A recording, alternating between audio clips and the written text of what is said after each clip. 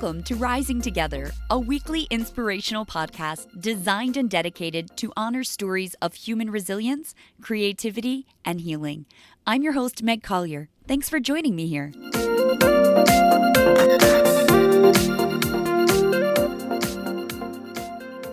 Hi, everyone. Thank you for joining me for another episode of Rising Together. Today, I'm very honored to share with you our very first Rising Reflection of 2020. Rising Reflections are really what Rising Together, the podcast, was built off of.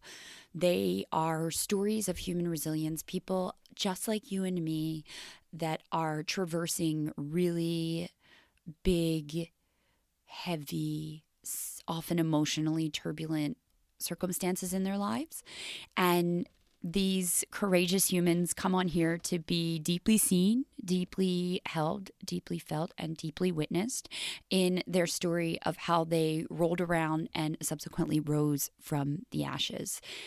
I knew I couldn't move forward with Rising Together without maintaining the real true nature of what brought Rising Together to people, which was this part of very vulnerable, very heart-opening storytelling. So it is my honor and pleasure to share with you this first story today. And the story is from my partner and best friend, Collin Williams-Welch. When I thought about the best way to bring Rising Together back to the people, back to the audience, I knew I wanted to share Collin's story. I do want to put a trigger warning on today's episode. Collin is going to share with us a very vulnerable, very deeply moving story about his experience in rising from the ashes after losing his 6-month-old daughter in a drunk driving accident.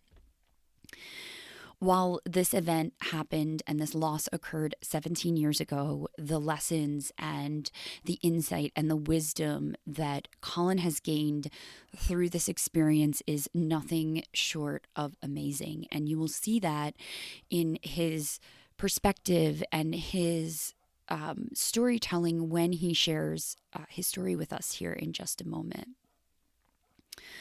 The thing about grief, friends, is that grief comes in all shapes and sizes, and it often hits us in waves. And when it comes to rising from the ashes, it's not a straight line. It never will be. And when grief is wound up into that, which it almost always often is, it's unwieldy and it's unpredictable. And the best thing that we can do is self-witness and make decisions. And when we're not sure about what decision to make, just be with the grief and acknowledge it and embrace it. And what Collin shares today is really a document and a tribute to the type of man he is, the type of person that he is. And I hope that you see the same shine and inspiration from him that I get to see every single day. So here we go. Hello, everyone, and welcome to another episode of Rising Together. Today, I am so excited, so thrilled, and so grateful to share the love of my life with you and document his story of rising from the ashes. I introduce to you Collin Williams-Welch. Hello, everyone. Hi, Collin. How are y'all? How are you? I'm good. Thank you for being here. Thank you for having me. So to kind of set the stage, Collin and I right now are sitting on our couch in our apartment where we've been living together for the last 4 months, 3.5 months, which is wild. And we've been very much caught up in this whirlwind love affair of finding each other and starting our lives together. It's exciting. I've been sharing some of that with all of you over on Instagram and Facebook and bringing you along for the ride. And once again, Collin, thank you so much for chatting with me today. Now there's a voice to the face. Now there's a voice to the face. That's true. So today, Collin and I are going to have a conversation around his story of rising from the ashes. And so these episodes are quick hit doses designed to give you inspiration and motivation to keep pushing forward. And that's really one of Collin's life mantras is always push forward, and it's something that he has imparted to me and shared with me, and it's exciting to see where that will take us as well. Absolutely, absolutely. Yeah. So let's dive right in here, Collin.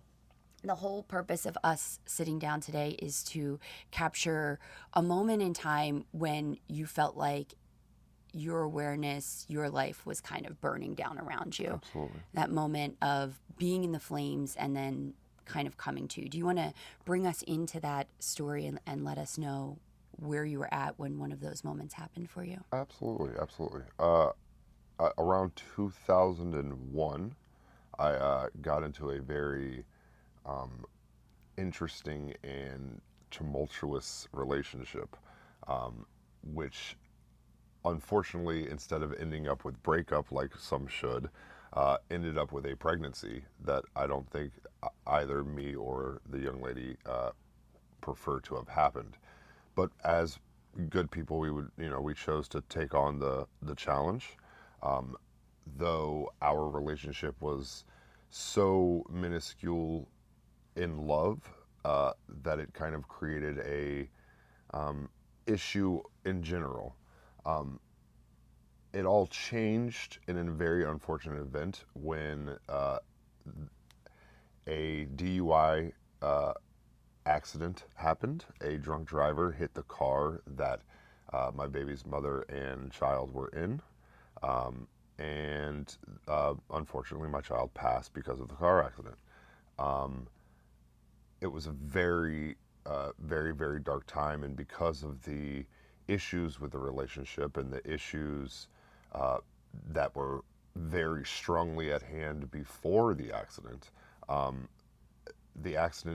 dropped me down into the darkest hole, I could even visualize ever. And so that was actually the beginning of a very, very dark yet somehow short time of my life, where I spent about 3 or 4 months deciding and emotionally burning everything that I had essentially to the ground in order to recreate. Yeah. Because I've realized that who I was, who I had become, who I had let myself become, who I created of myself to the people around me, it needed to all go along with the unfortunate passing of the child, or else I would have just stayed in a very dark world. Yeah.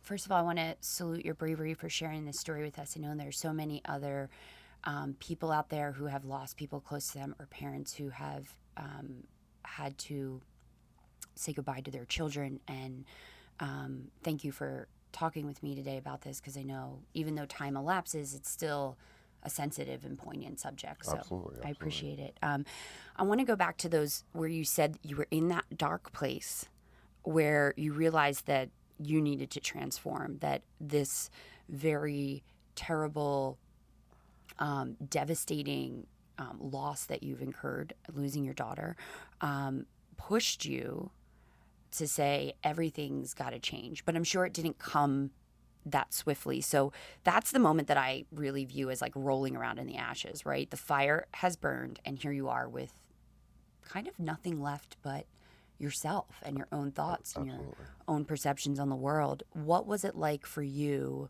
in those moments where you were rolling around? Was it a straight line? Was it in and out? Was it up and down? What did it feel like for you? Well, interestingly enough, because I was on in true form trying to burn everything, it took going through every emotion to get there. So there were days where in a full day I'd be manically happy to, on my knees crying, to, very angrily looking to somehow, find revenge and, maybe use some of the strain that I have been feeling in my hands of my hands being so tight that I felt like it needs to be around something, to get kind of that feeling of, let me get this power back. but it was in losing all of those and in going through the ups and downs and the bouncing all around that my brain started to see the true light, which was that idea of there's almost a happiness still, even in the darkest place. Because for me personally, my mind can grow to such enormous places within itself that as deep of a hole I can put myself in when I'm depressed, I can almost rise so far away from that. And it was seeing the ability to know that, which started that cycle of, okay, everything's burnt down now. Let me start a now rebirth. Yeah. But so there were times where it felt horrible, and it felt like there was no. It felt like there was no end, but it needed to end immediately. So it was like a weird, like a punishment of life. Yeah, you it's know? like being in that pain. You want it to end, but at the same time, that pain almost becomes a part of your identity. That grief becomes a part of your identity. And then, like, what I hear you saying is like, you're really faced with how do you transcend that? Because you're not the type of person that wants to surrender their life over to grief, although I'm sure that comes through, that's part of the ups and downs, right? Totally. So you talk a lot about like noticing it, like noticing that happiness like exists, that there is some light in all of this darkness. What did you do to support yourself, or what did your family or friends or loved ones do to support you in rising? What I really want to do here is impart some kind of just like things to think about for other people that might be traversing some really deep grief as you were. Absolutely.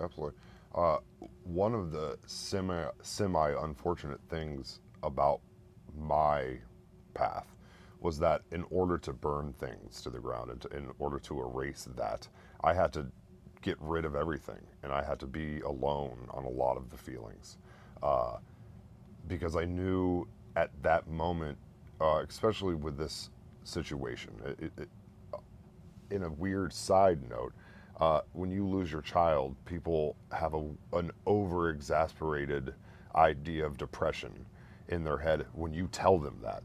So like, there were points where I felt like I just didn't want to say anything to anybody because they would try to grow a depression for me that I was not going to get into. And so it was definitely, there were times where I was like as scared and as lonely as I could be, but knowing that I needed to be alone.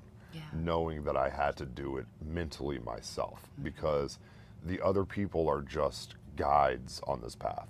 The path is our own. One of the things that helped me see that, was my daughter. It was the idea that in her lifetime, which was only 6 months, unfortunately, she spent 5.9 months happy. Maybe the other times she was, a little wet, she had pee in her diaper and she was hungry. Those are the only times she had the ability to be upset. She didn't know anger. She didn't lose a job. She never had to pay rent. She never, so there was a point of life that she saw that was the true happiness of life, which is I don't have piss in my pants and I'm not that hungry. I'm fucking happy. I'm super happy right now. And so if I started to realize that, I'm 37 now. This was this was 10, 12 years ago. At the age that I was then, I said, okay, did I spend 26 years of my life extremely happy like this and only upset because, I wish I had something to eat? No, I was upset over losing jobs and not having money or wanting something or, needs, wants, and material life. And it was that visualizing of separating yourself from reality, because as much as we are part of this world, we are ourselves as well. Yeah. And it's that acceptance of, I have to accept that this is my path, and if whatever comes in my way, I'm going to take care of it because it's my path. It's not a no one knows what's going to happen on the path. There's no there's no guidebook. No, right? No, exactly. I hear you say something that I say a lot to people in conversations around this, which is, your happiness is your own responsibility, and more than anything, it's an inside job. So it's so interesting and so illuminating to me that you bring up this idea that while you wanted to take that love and that support from other people, that, through their exasperation and their own inability to understand how somebody could traverse this level of grief, like looking at it from the outside in, that you had to distance yourself to find that serenity almost of like, how do you take this little bit and this little bit and keep building. The last question I have for you today, my love, Collin, what is your, some of your biggest takeaways or things that you would want to share with other people that are going through this type of loss, have lost a loved one, or, at the very similarly to you, have lost a child? What would you want to tell them, being on, the other side of the bigness of this grief? Absolutely. To unfortunately break it down to two very cliche comments. One being, you only live once, and that's so goofy and it's so weird, but it's kind of true. And yes, we're going to grow families, we're going to grow friends, we'll grow, we'll put our fingers in things in life. That all matters to our soul, but it matters way less to our physical life. So knowing real things, we are born, we do die. The things in the middle, we're not going to know. There's no way of knowing. So why worry about the other two? Yeah.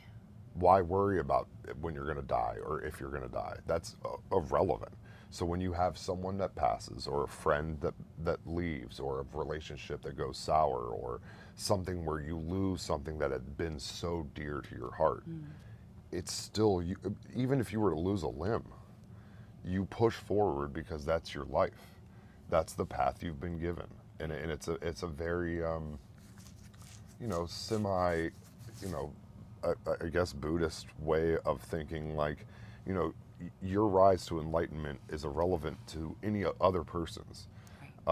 So even when you have a child, so the idea that I lost a child in my soul weighs different than it would for others, because I don't take on the burden of, blaming myself for something going wrong on my path. It's my path. In life, there is only two things, and it's either the right thing or a lesson. Because as soon as you see something that's the wrong thing, you just know that the next time you don't do it, it's a lesson. Meaning, yeah, you can sit there and be sour or be upset about what wrong things you've done in life or what wrongs have been done to you. But if they're irrelevant, they're lessons. You know for a fact if someone's done you wrong, you just X that person out of your life. You won't be wronged that same way. If you are, you X the next person out of your life. Or you see that those two people are different and the real problem was you. Like what we allow, we perpetuate. Exactly, right? exactly. Yeah. And so just like you started with, always push forward. Because these are our only paths, you just push forward on it. You just keep moving on it. You're going to get dirt on your shoe on the path. You're going to get shit on your shoe. You wipe it off, you keep moving. If you lose your shoe, keep pushing. If you lose a leg, keep pushing. Nothing matters except for you pushing forward, because you have a linear life and there's an end to that line. Yeah. And if you didn't use that part of your life to go forward, you're on a dot. There's no line. It's a dot. Yeah. And I love the idea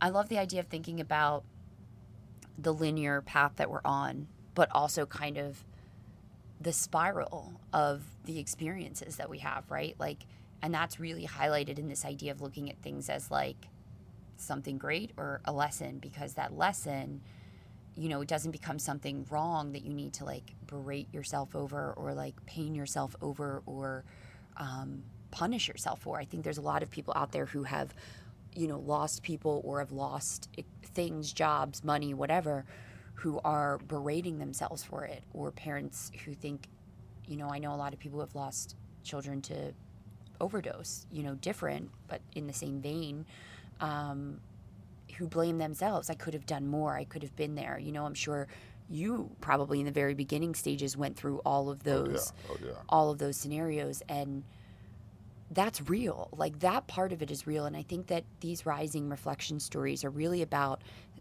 seeing it through that fire, and those flames can, with a little bit of oxygen, come right back up. And until you've really squelched it and done a lot of that inner work that you've talked about, finding the space, giving yourself time, it's only in that your experiences, right, become bigger than your grief. And that's how the grief begins to shrink. It never becomes smaller. It's just that things grow around it. And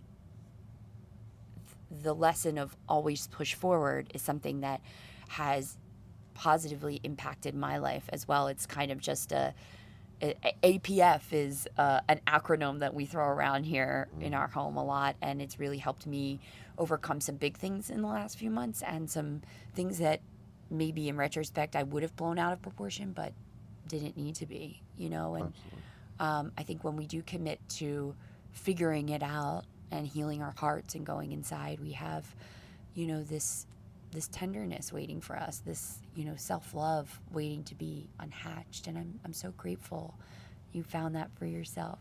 I'm grateful for you. The pleasure is all mine. I'm grateful for you too. I was going to say too, like, just a personal opinion, like, unless you are telling yourself daily how great you are, you do not have the right to tell yourself how wrong you are.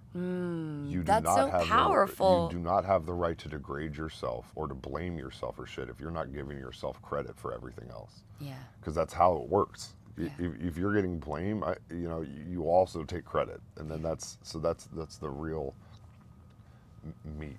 The meat on that T-bone. The meat and the potatoes. I am so grateful and so honored to have had this conversation today with you, Collin. Thank you for sharing your story, for sharing your daughter's story, and for continuing to push forward in the face of everything that comes at you each and every moment. I try. Thank you for having me. Everyone, if you want to learn more about Collin or me, hop on over to togetherinrising.com and you can get today's show notes. Outside of that, friends, be good to yourselves, be kind to one another, and continue to unleash your greatness into the world.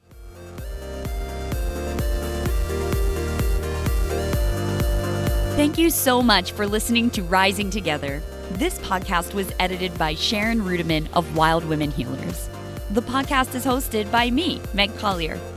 You can get today's show notes at togetherinrising.com/podcast. To support Rising Together, consider subscribing and reviewing the podcast or becoming a monthly supportive member.